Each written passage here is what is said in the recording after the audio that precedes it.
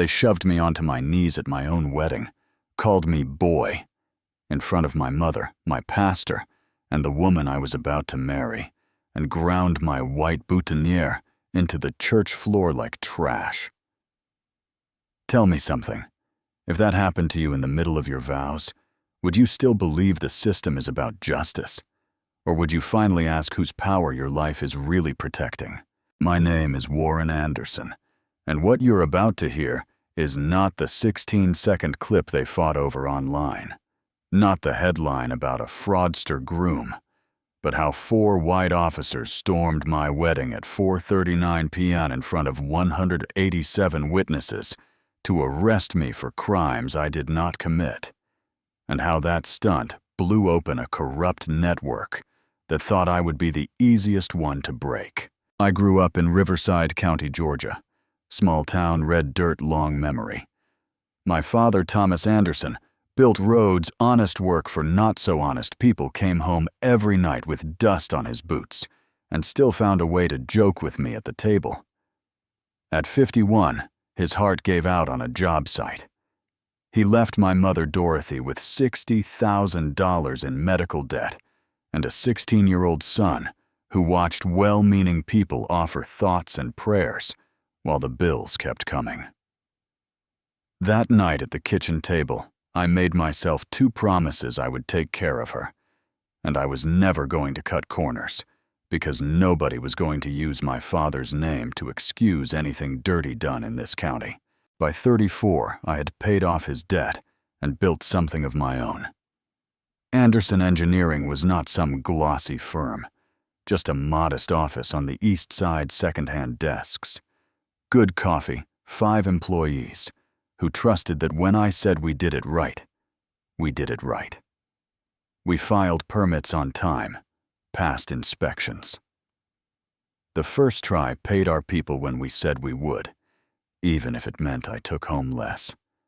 Every Sunday, my mother saved me a seat in the same church pew my father used to claim. Every Wednesday, I showed up at her house to fix whatever broke. Faucets, steps, windows. She called me her answered prayer. I called it being her son. Then there was Sarah. I met Sarah Bradford at a public meeting about the Riverside Library renovation. I went there to fight for a fair shot, not to fall in love. The room was full of bored officials and contractors, pretending to listen while scrolling their phones. I stood up and talked about wheelchair ramps, sight lines for kids, natural light for students with sensory issues. And halfway through, I realized only one person was really listening, a woman on the left with a yellow legal pad. And this looked like every detail mattered. After the meeting, she caught me in the parking lot. "I have a question about ADA standards," she said. 30 minutes later, we were still talking beside my truck about slopes and doors and why the little things say everything about what you value. Coffee the next day. Dinner that weekend. 2 years of Sundays and Wednesdays, and lesson plans spread out next to blueprints. She told me early, "I don't tell people who my dad is. I want to be known for what I do." I respected that. The day I learned her dad was Sheriff James Bradford, I understood why she left that part out. Around here, Bradford's name means something. Ex-Army, 30-plus years in law enforcement, elected county sheriff 4 times. No big scandals, no viral brutality videos, the kind of man people point to when they say, "See not all cops." The first night I had dinner at his house, he grilled steaks, asked me real questions about my business and my intentions. Then, at the door, he shook my hand and said, "You treat her right, or you answer to me?" "Yes, sir," I said, looking him in the eye. Every single day. He held my stare, then nodded once. That nod mattered. From then on, we weren't friends, but there was a quiet respect. He watched how I moved. I made sure there was never a reason to doubt me. So when the county put the Riverside Library renovation out for competitive bid, $1.8 million of work, I went in like my life depended on it. Because in some ways it did. For decades, that kind of job, almost always landed with Morrison Construction. Old family company, big name, deep ties. Between 2019 and 2024, they had won 60 out of 67 county projects. Those are monopoly numbers. I spent 3 weeks building my proposal. Detailed scope, realistic timeline. 1.76 million budget. Strong safety plan. Minority-owned business advantage. Every page clean. Morrison bid higher. Slower confident. On June 1st, I got the email, contract award notification. Score 94 out of 100, the highest they had ever given. I told my mom at that same old kitchen table and watched her cry, saying, "Your daddy is smiling so big right now." I didn't tell her that same week I watched a patrol cruiser roll past my office one time too many. Lieutenant Derek Hayes. Hayes ran patrol. Sharp uniform, proud of his numbers. A history of racial profiling complaints that somehow all came back unfounded. We had never had a problem face to face. Then, right after I won that contract, his car started cruising by slow, like he was taking my name down with his eyes. First time I shrugged it off. Second, I noticed. Third time, I felt that pinch in my gut. You get when you know trouble's taking notes. June 15th. Our wedding day started like a blessing. Vineyard Chapel. 30 p.m. ceremony. I put on my tux at 1:30 p.m., retying the same bow tie over and over, hands shaking, not from doubt, from the weight of it all. My mother was in her dress. Sarah's students had drawn her little cards. My guys from work were joking in their too tight suits. Everyone ready to see us step into something new. Across town at 3:15 p.m., Hayes was putting on his dress uniform, checking his gun, polishing his badge, sliding cuffs into his belt. Out in his driveway, he briefed 3 officers, Jenkins, Morrison, Blake. We go in at 4:39. Ceremony will be underway. Maximum witnesses. Make it a lesson. That was the plan. At 4:15 p.m., the chapel hummed. My side was church folks, old co-workers, small business owners. Her side was teachers, family, friends, a few county people who liked her for her. Pastor Williams stood with us at the altar, soft-spoken, steady. My cousin Jerome, my best man, leaned over. "You good man, never better," I said. The music shifted. Bridesmaids walked down. Flower girl sprinkled petals with deadly seriousness. Ring bearer did his job, like he was carrying the declaration. Then Canon in D swelled. The big double doors opened, and there was Sarah on her father's arm, her dress simple and perfect, his face trying not to break. Everybody stood. Phones rose like a field of stars. This was the moment, 15 feet into that walk. 20. Then the metal utility doors at the back of the chapel exploded open with a bang that did not belong in a wedding. 4 officers in dress uniform marched in boots hitting the wood floor like they were clearing a scene. Hayes in front, jaw set. Behind him, Jenkins, Morrison. Blake hands near their belts, faces blank. The room went cold for me. They walked straight up the center aisle, not glancing at the sheriff, not nodding to the pastor, not apologizing to the bride, whose processional they were splitting in half. People whispered, "Is there a fire? Is this a joke?" But nobody stepped in. By the time they reached me, everyone knew it wasn't a drill. They fanned out in front of the altar. Pastor Williams raised his hand slightly. "Gentlemen, this is highly irregular." "Stop! Not another word."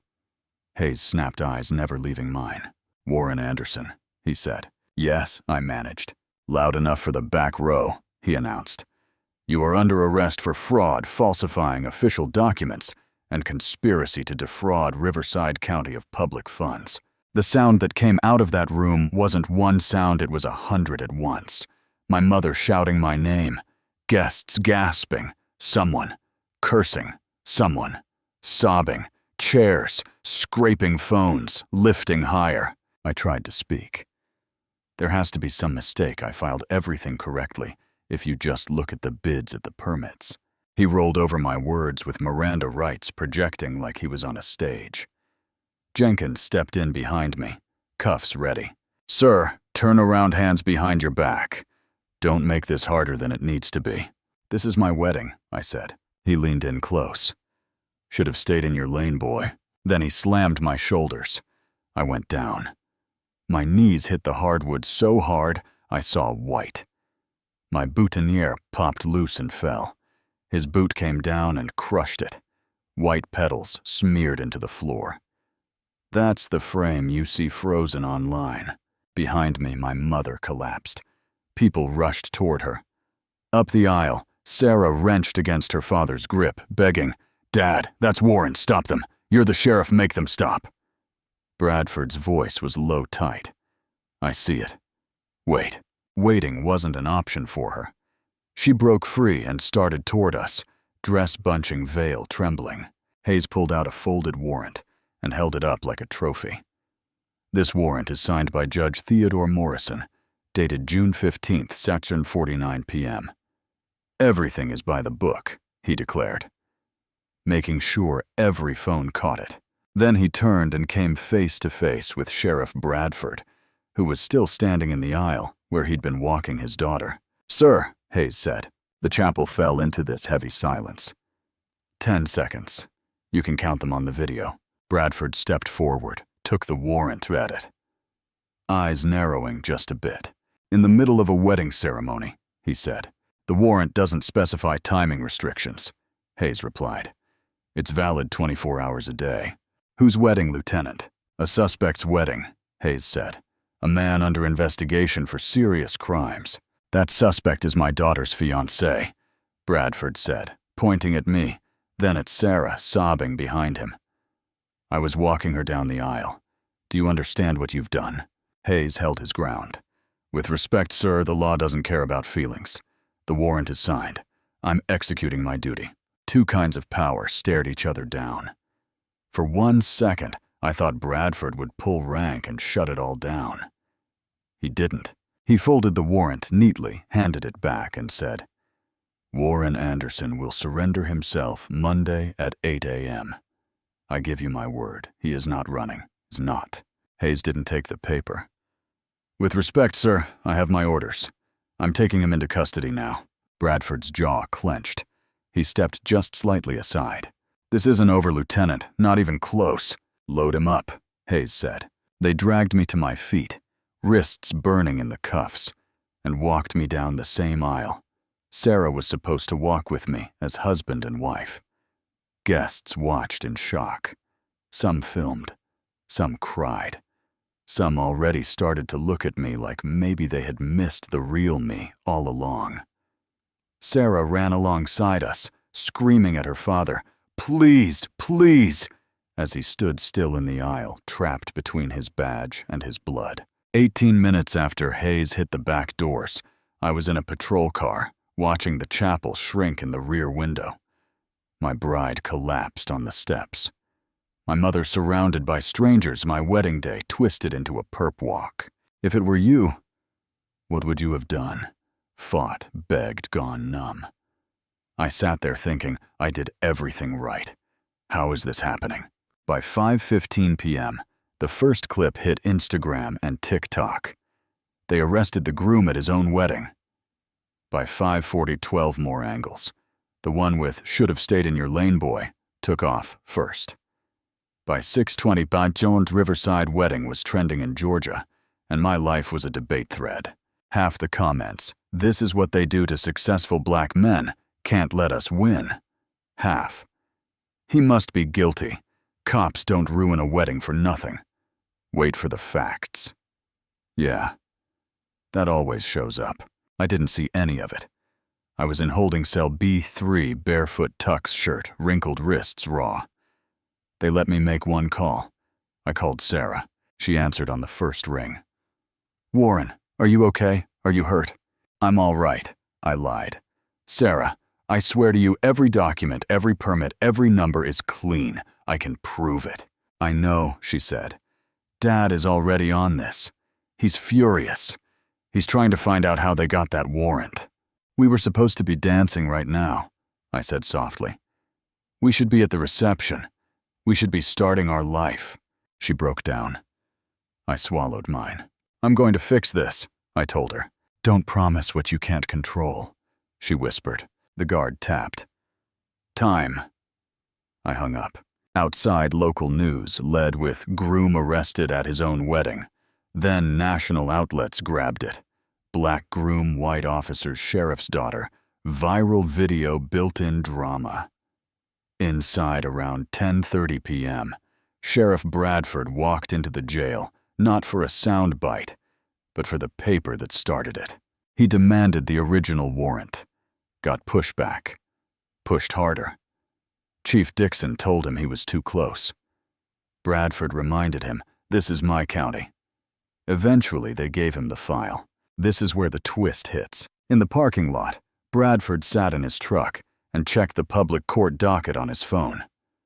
Judge Theodore Morrison, same last name as John Morrison at Morrison Construction, was listed as presiding over a case in Glenville, 25 miles away from 200 years to 3:45 p.m.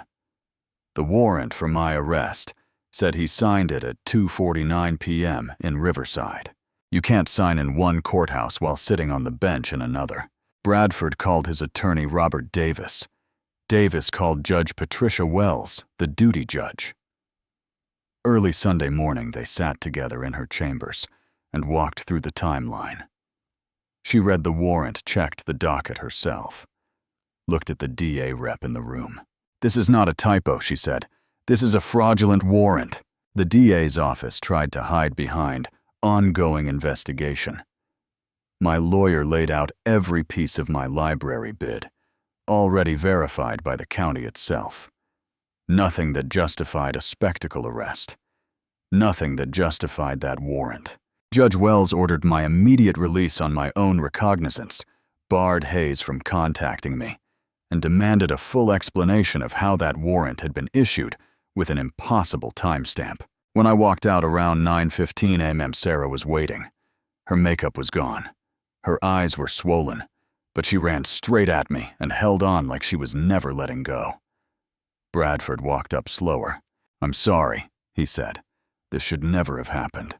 "It happened in your department," I said. "Which means it's my responsibility to help fix it," he answered. "And I will. Talk is one thing. Receipts are another. That's where Rachel Torres comes in. Investigative journalist with a long memory and no patience for lazy explanations. While people online argued about whether I looked guilty, she pulled county contract records, arrest logs, internal promotions. She saw what others didn't want to see. Since 2019, Morrison Construction's win rate had exploded.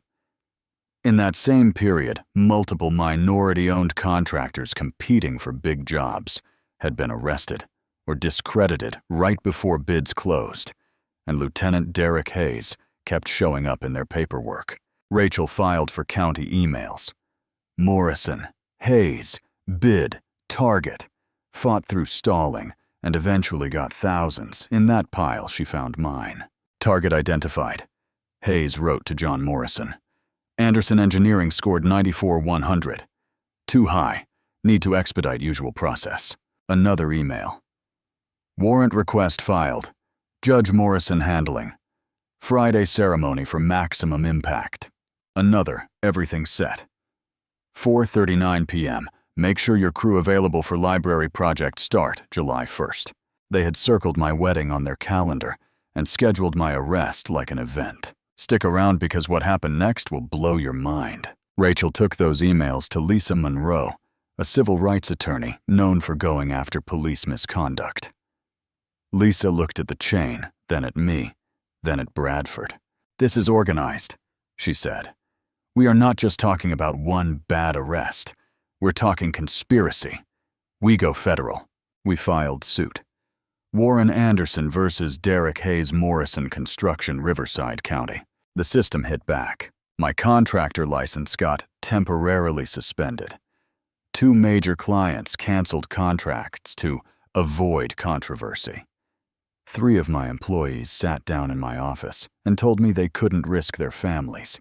I let them go. They didn't create this. Sarah got reassigned out of her classroom, tucked into administrative work, because some parents were uncomfortable. One night I got a call from a blocked number. "Drop the lawsuit. You have no idea how high this goes." I told Bradford. He put patrol cars outside my place and Sarah's. It was something, but the message was clear. They wanted me scared. One night I drove to the pier, where I had proposed to Sarah, sat there, staring at black water, thinking about disappearing. Running. Starting over where nobody knew my name or my story. She found me out there. "Marcus Williams told me to run," I said quietly. Marcus was an electrician they'd arrested years earlier. He said fighting them cost him everything. "Do you want to run?" she asked. I thought about my father dying in somebody else's logo. Thought about that video of me on my knees. Thought about those emails. "No," I said. "If I run, they win.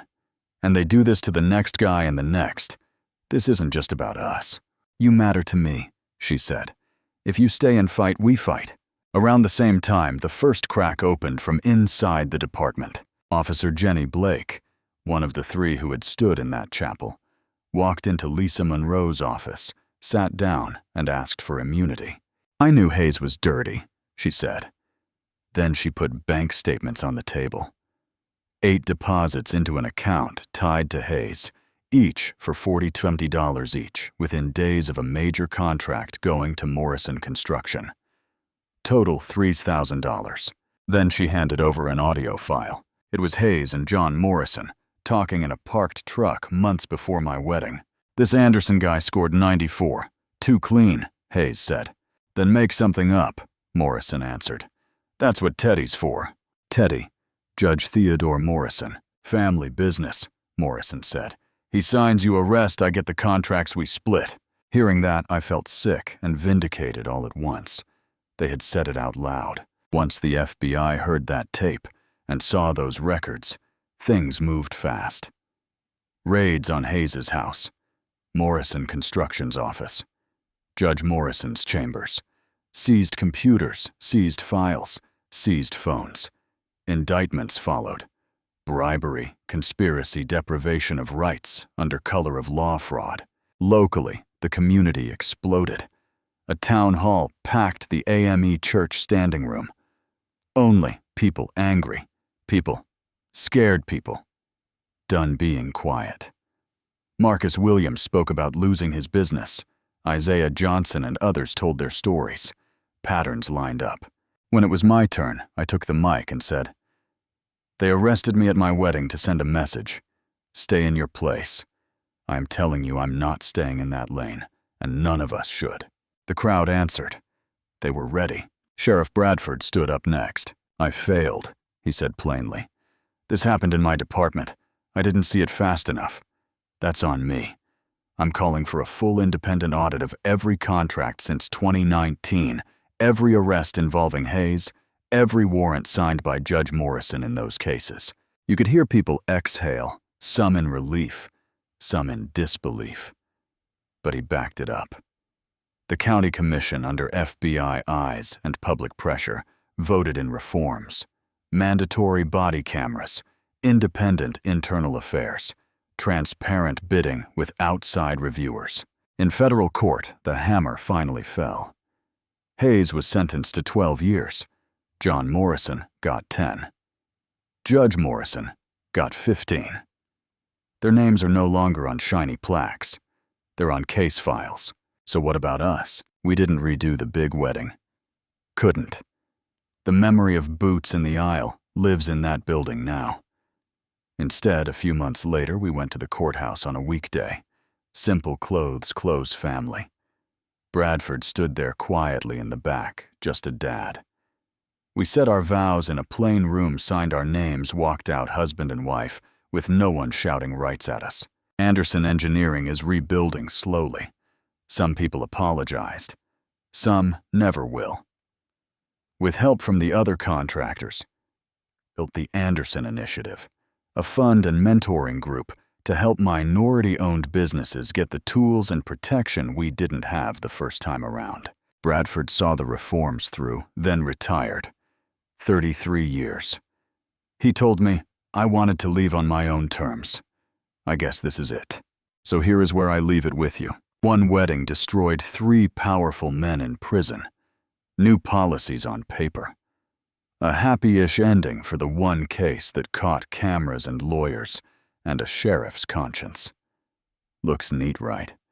Feels like a movie where justice wins in the final act. But ask yourself, is that really justice, or just a rare moment when the system tripped over evidence it couldn't bury? For every story like mine that you see in a video, how many never get told? How many people get labeled fraudster, resisting, non-compliant, and never get a Rachel or a Lisa or a Jenny to step up? How many have their lives broken quietly? No body cam, no trending hashtag, no sheriff losing sleep in a parking lot over a forged signature. If it were you, would you trust this system again? Would you tell your kids it's all fixed now? Or would you tell them what I'm going to tell mine?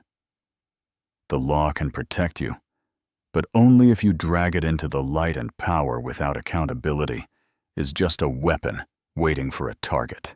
If you stayed with me to the end, I want to hear from you. Do you think the sentences were enough? Do you think Bradford stepping aside in that chapel makes him a coward, a professional, or a man stuck in an impossible choice?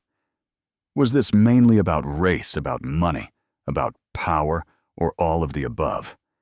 Have you seen anything like this where you live? Drop your thoughts in the comments. Argue with me. Agree with me.